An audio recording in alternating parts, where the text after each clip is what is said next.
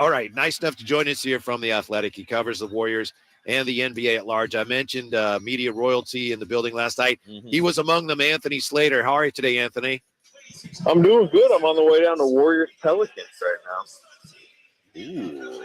What? Warriors Pelicans? You know we got a big game tonight right here in Sac. A very large game. Two very large games, 90 miles apart. I wish I could go to both. What? Yeah.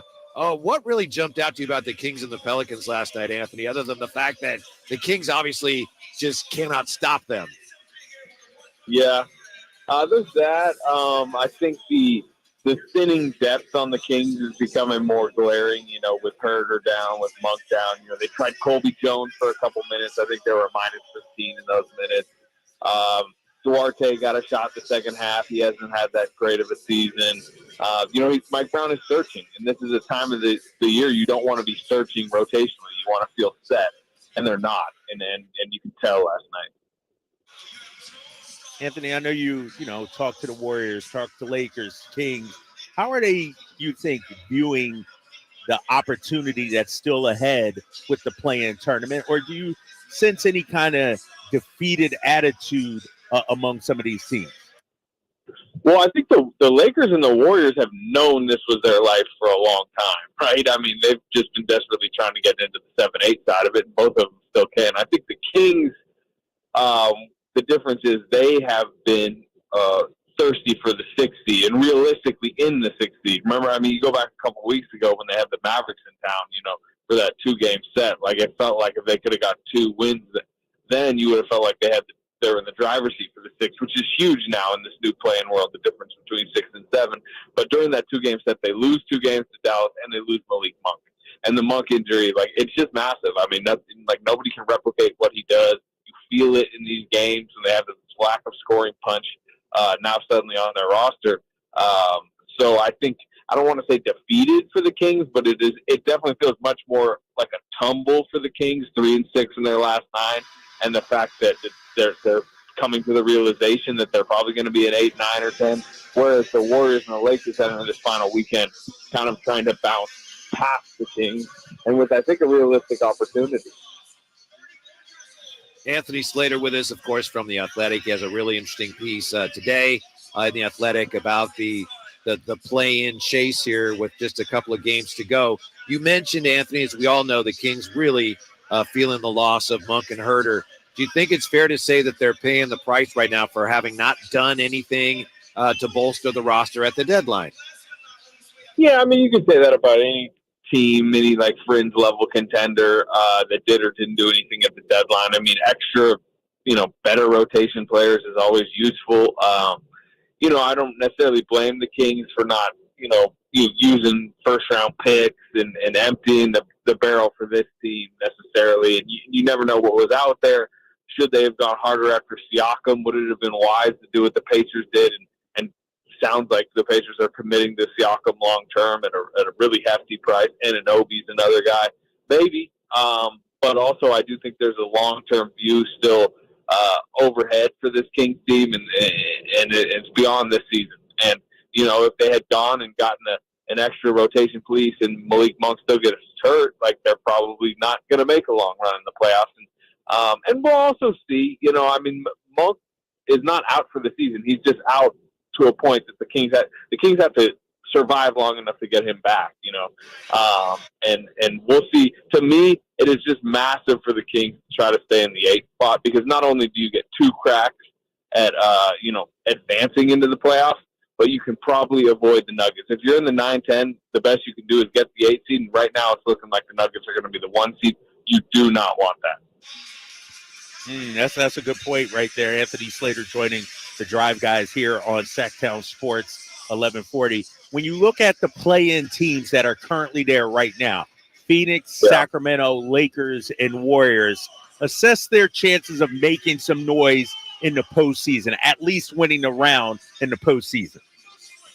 Well, again, I'm of the belief that the Timberwolves are vulnerable as they kind of reincorporate Karl Anthony Towns, and the Thunder are vulnerable just because of their youth and lack of just, inside presence. So I think one of those 2 teams will be the 2 seed. So I think whoever wins the 7-8 play-in game has a real shot in the first round. That could be the Kings, that could be the Warriors, Lakers, and at this point, either Phoenix or New Orleans are the most likely to be in the 7th spot. So I would just categorize whoever is in that 7-8 and whoever wins that 7-8 is the team most likely to make noise. Where if you're in the 9-10, you play Wednesday night, you play Friday night, and if you survive that, you kind of are probably going to wobble into Denver for a Sunday afternoon game 36 hours later to get blown out by 25 points in game one. And, we'll see. And again, Denver hasn't clinched one. They have two, if they win their last 2 games and it's against easy opponents, they clinch it. I just expect Denver to be the one. So, and then I guess if I take 2 steps back to answer your question, I probably believe in the Warriors and Lakers a bit more than the Kings right now because the Warriors and Lakers are healthy and the Kings aren't. I just don't think we can overstate the fact that the Kings lost really probably their 3rd or 4th best player and maybe their 6th best player. Mm-hmm. Anthony Slater with us. Are the Warriors, Slates, are they feeling better about themselves than they have all year? And should they feel that way? Yeah, I think they are. The Trace Jackson-Davis rise as a starting center next to Draymond Green has solidified their defense. They have one of the better defenses in the league over the last month or so. They're healthy, as I mentioned. And Kuminga has made a 3rd-year leap and has kind of solidified himself. Clay has, the 2nd most made threes in the NBA since the All-Star break. He's turned his season around. Wiggins is stabilized somewhat. He had that awful start to the season. He's been decent lately, which is all they really need out of him. And they have Steph Curry. Steph Curry honestly is in a mini slump by his standards over the last few months. That's why they rested him the other night. They may try to rest him on the last game of the season if they're able to. But they're playing well. Chris Paul is guiding the second unit pretty well. They're 25-11 over their last 36. Their problem this season was Draymond Green got suspended 2 times for chunks early in the season, and a lot of their veterans struggled, and they were 19-24. But since then, they've played maybe the 4th or 5th best team in the West. That's what they are right now, but the problem is they're going to have to play out of the play-in, and they know that. Right. Anthony Slater joining us. Slates, are we seeing the final days of Klay Thompson in a Golden State Warriors uniform? I think there's a chance of that. I think how this season ends matters. What the Warriors ownership group feels comfortable paying for their entire team with this crazy luxury tax bill they pay matters. And I think the fact that, let's say they go into the play-in and get eliminated, you're talking about Joe Lacob looking in the mirror and saying, I just paid a historic tax bill for a 9 seed that didn't even get into a playoff series. Is that palatable? Do I need to slash salary? Do I need to get under the tax? And Klay Thompson's an easy way to get under the tax if he goes from $43 million to $0. And Klay's played well enough to believe that, there's an Orlando, there's a Philadelphia out there that might be willing to give him $25 million a year, something like that. And then the Warriors have to, look at their books and just try to figure out if they're willing to do that as Klay gets up there in age. And if they're not, would Klay be willing to come back on a discount? Can he tell Steph Curry he's leaving, tell Draymond Green, leave this thing that has been built over the last decade? I think there's a lot of relationships involved here. There's a lot of equity, but there's also financial, concerns and transitional, or do the Warriors want to turn some minutes over to Moses Moody? What's Chris Paul's future? There's just a lot going on with the Warriors, and I do think whether they do make a little bit of mini playoff run or they don't could dictate what they do. And Anthony, we'll let you go on this one. How about Malik Monk? How likely do you think he is to return to the Kings? Well, in the offseason. I thought you meant during the playoffs. I was gonna matter. Oh, how I'm sorry. I should have been clear. Yeah. I should have been clear. Yeah, I should have been clear. Yeah. No. I think the Kings will put the best offer they can on the table. Which I don't remember the exact numbers. It's 4 years, 70-something million, starting at 17.1 a year, which feels on the lower end of his market. And he's been happy there. He's kind of, his career has really kind of been boosted and trampoline there.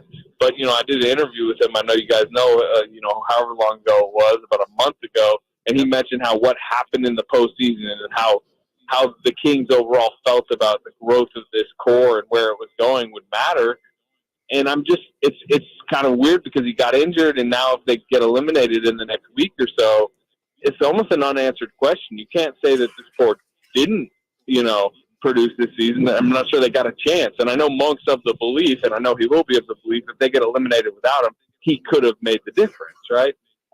So he'll have to look at the offers that are out there. Will a team take him into the 20-plus million range? And it's a possibility. And then what is that, is that going to be a winner? Can he believe he's going to win with the Kings? It's going to be, I think, a little bit of a drama around Monk's free agency. All right. Thank you. We appreciate your time very much. Enjoy the game tonight. Talk to you soon. All right, y'all. All right, big go. Anthony Slater from The Athletic. Yeah, really interesting piece.